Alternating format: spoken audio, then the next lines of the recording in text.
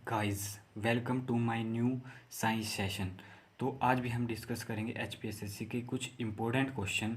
तो चलिए वीडियो को स्टार्ट करते हैं। आज का हमारा पहला क्वेश्चन है क्लोरोफ्लोरो डिप्लेशन द डिप्लेट्स द, यानी कि क्लोरोफ्लोरो निशेष करती है, यानी कि किसे रिड्यूस करती है, यानी कि उसकी जो परत है उसको डिप्लेट्स करती है, यानी कि घटाती है, कम करती है, जो उसकी मोटाई होती है उसको कम करती है। तो ये करती है ऑप्शन नंबर ए हमारे पास सही आंसर हो जाएगा, यानी कि हमारे पास ऑप्शन नंबर ए सही आंसर हो जाएगा।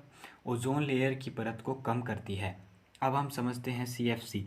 सीएफसी जो हमारे, यानी कि जो रेफ्रिजरेटर होंगे या कहीं भी कोई भी ठंडी जगह होगी वहाँ से सीएफसी गैस निकलती है, और जो क्लोरोफ्लोरोकार्बन कहते हैं जिसे, वो जाकर ओजोन लेयर से टकराती है ऊपर, या हमारे डिओड्रेंट्स में वो जाकर वो गैस के रूप में ऊपर उसके मॉलिक्यूल टकराते हैं, और जो ओजोन O3 की फॉर्म होती है उसे ऑक्सीजन और खाली ऑक्सीजन में तोड़ देते हैं, जिससे ओजोन डिप्लेशन हो रहा है। ये एक हमारे कोज होती है, यूवी रेस आती है उनसे बचाती है हमें। जो ओजोन O3 है हमारे पास यूवी रेस से बचाती है जो सूर्य से आती है। ठीक है, अब हम डिस्कस कर लेते हैं कि ओजोन लेयर कौन से स्फेयर में होती है, यानी कि कौन से वायुमंडल के कौन से स्फेयर, यानी कि कौन से मंडल में होती है, जिसे हम स्फेयर कहते हैं। तो ये होती है स्ट्रेटोस्फेयर में। स्ट्रेटोस्फेयर यानी जिसे हम हिंदी में कहते हैं समताप मंडल। समताप मंडल में मौजूद होती हैं स्ट्रेटोस्फेयर। स्ट्रेटोस्फेयर में मौजूद होती है, स्ट्रेटोस्फेयर में, जो जिसे हम समताप मंडल कहते हैं।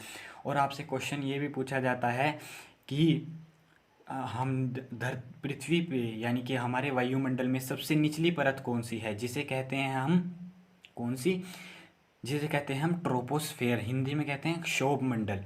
इसकी हाइट होती है पृथ्वी की भूमध्य रेखा से 18 किलोमीटर ऊपर तक होती है, और हमारे समताप मंडल की हाइट होती है 50 किलोमीटर ऊपर होती है। तो चलिए, हमने कुछ सीखा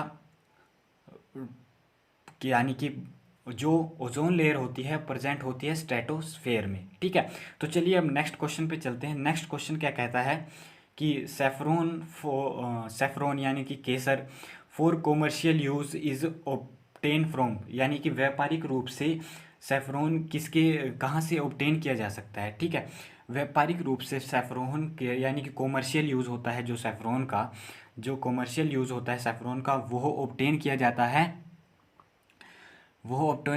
है फ्लावर से, इसके फ्लावर के, जिसे कहते हैं हम क्रेप्सियस, उसके फ्लावर को कहते हैं क्रेप्सियस स्टैविस स्टैवियस क्रेप्सियस स्टैवियस, जिसे हम कहते हैं क्रेप्सियस स्टैवियस।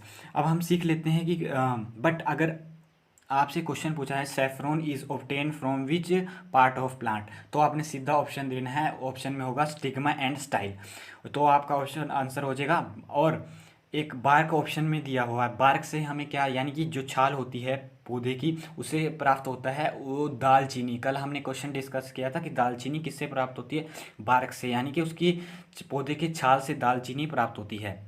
ठीक है, और सेफ्रॉन कॉमर्शियल यूज़, यानी कि जो बेचने नहीं आते कहीं कश्मीर वगैरह से, या जहाँ पर सेफ्रॉन या केसर पौधा होता है वहाँ से बेचने आते हैं कि ये प्योर फॉर्म है, वो ना एक फ्लावर बेचते हैं जिसे कहते हैं क्रप्सियस स्टेविस, जो हमें बेच के चले जाते हैं, क्योंकि उसमें एक हल्की बहुत खुशबू होती है केसर की, बट प्योर फॉर्म होती है जो स्टिग्मा और स्टाइल से प्रेजेंट प्राप्त होती है हमें। ठीक है, तो चलिए अब नेक्स्ट क्वेश्चन पे चलते हैं। नेक्स्ट क्वेश्चन है हमारे पास, ये एक ज्योग्राफी का क्वेश्चन है। Which of the following river does not form a rift valley. तो ऑप्शन हमारे पास ज़्यादा डिस्कशन नहीं करेंगे, हम इसको समझेंगे भी रिफ्ट वैली क्या होता है।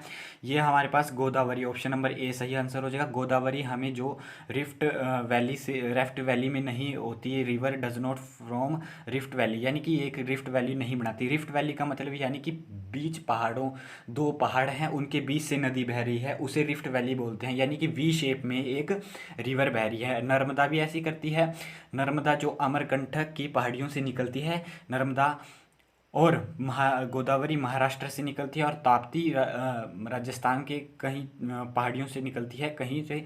तो ऑप्शन नंबर ये रिफ्ट वैली कौन कौन सी बनाती है, एक तो नर्मदा, ताप्ती और भी 2-4 रिवर हैं, लूनी रिवर, और भी काफ़ी रिवर है जो रिफ्ट वैली बनाती है।